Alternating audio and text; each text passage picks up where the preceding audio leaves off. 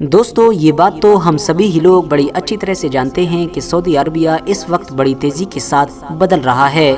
صرف پچھلے کچھ سالوں کے اندر ہی سعودی عربیہ میں جس طرح کے کچھ بڑے بڑے بدلاؤ ہوئے ہیں، ان کے بارے میں آج سے لگ بھگ 20-30 سال پہلے تک کوئی عام انسان سوچ بھی نہیں سکتا تھا۔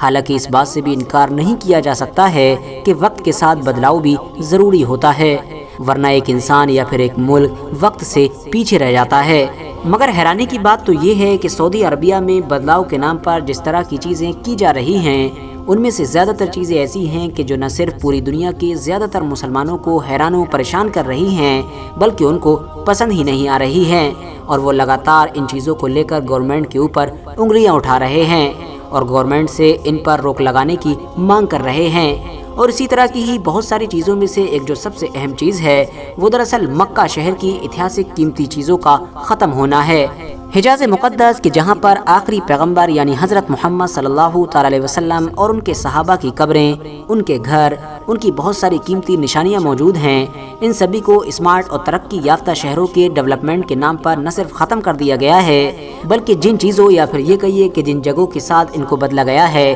اس میں خود ان پاک جگہوں کی ہی توہین ہے، یعنی ان کی گستاخی کی گئی ہے۔ رپورٹس کی مانیں تو مذہب اسلام کا سب سے مقدس شہر یعنی مکہ اپنی لگ بھگ 95% ایتہاسک وراثت کو کھو چکا ہے، یعنی جو اس کی قیمتی ایتہاسک چیزیں تھیں ان میں سے 95% ختم ہو چکی ہیں، اور یہ سب کچھ ہوا ہے اونچے ٹاور اور آسمان کو چھوتی ہوئی اونچی بلڈنگز کی وجہ سے۔ نئے ڈیولپمنٹ کے نام پر اسلامک اتہاس کی ان بڑی بڑی نشانیوں کو بڑی تیزی کے ساتھ ختم کر دیا جا رہا ہے، جس میں پرانی مسجدیں اور بہت سارے صحابہ اکرام کی قبروں کے نشان اور اس کے علاوہ ان کے گھروں کے نشان تک موجود ہیں۔ اور ظاہر ہے یہ سب کچھ اس لیے کیا جا رہا ہے کیونکہ جو نئی نئی اونچی اونچی بلڈنگز بن کر کھڑی ہوں گی وہ سعودی عربیہ کو لاکھوں ڈالر کما کر دیں گی۔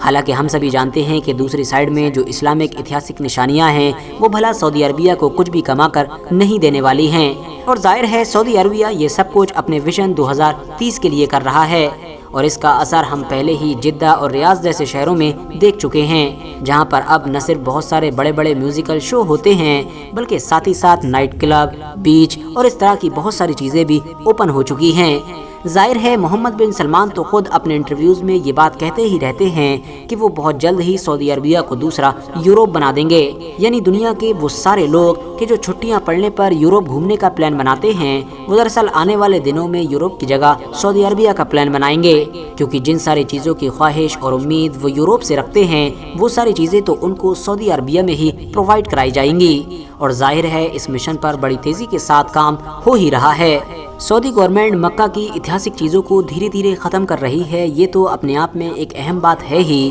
مگر اس سے بھی زیادہ حیرانی کی بات یہ ہے کہ کوئی بھی انسان ان ساری چیزوں پر بات ہی نہیں کرتا ہے۔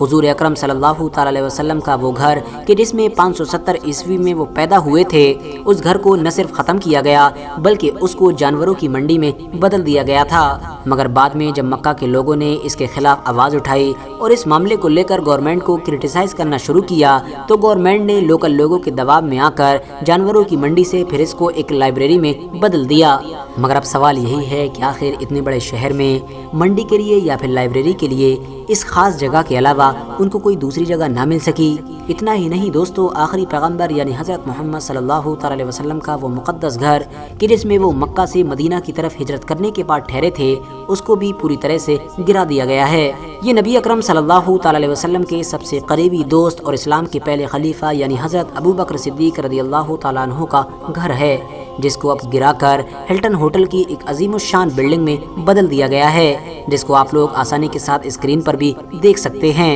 RH نیٹ ورک کے نالجبل فرینڈز، یہ نبی اکرم صلی اللہ تعالی علیہ وسلم کی پہلی وائف یعنی بی بی حضرت خدیجہ کا گھر ہے۔ یہ وہی گھر ہے کہ جس کے اندر قرآن کی کچھ آیات بھی نازل ہوئی تھیں۔ اتنا ہی نہیں، آپ کی 4 بیٹیاں یعنی کہ زینب، رقیہ، ام کلثوم اور بی بی فاطمہ کے ساتھ ساتھ آپ کے بیٹے قاسم بھی اسی گھر کے اندر پیدا ہوئے تھے۔ کیا آپ جانتے ہیں کہ اس گھر کے ساتھ کیا کیا گیا؟ دوستو پہلے تو اس گھر کو گرایا گیا اور بعد میں یاتریوں کے لیے اس جگہ کو بیت الخلا میں بدل دیا گیا، یعنی کہ ٹوائلٹ کے یوز کے لیے۔ مسلم اتہاس کا پہلا اسکول کہ جس کو دار ارقم کہا جاتا ہے اور جہاں پر نبی اکرم صلی اللہ تعالی علیہ وسلم اپنے صحابہ کو قرآن سکھایا کرتے تھے، اس جگہ کو بھی اب مسجد حرام کی توسیع میں ختم کر دیا گیا ہے۔ जंग उहद के टाइम में जैसा कि आप सभी लोगों ने भी पढ़ा होगा कि नबी अकरम सल्लल्लाहु अलैहि वसल्लम के दंदान मुबारक यानी कि दांत शहीद हो गए थे। उन दांतों को जहां पर दफनाया गया था उस जगह को भी हमेशा से ही एक निशानी के तौर पर याद रखा गया था, मगर अब उस निशानी को भी हमेशा हमेशा के लिए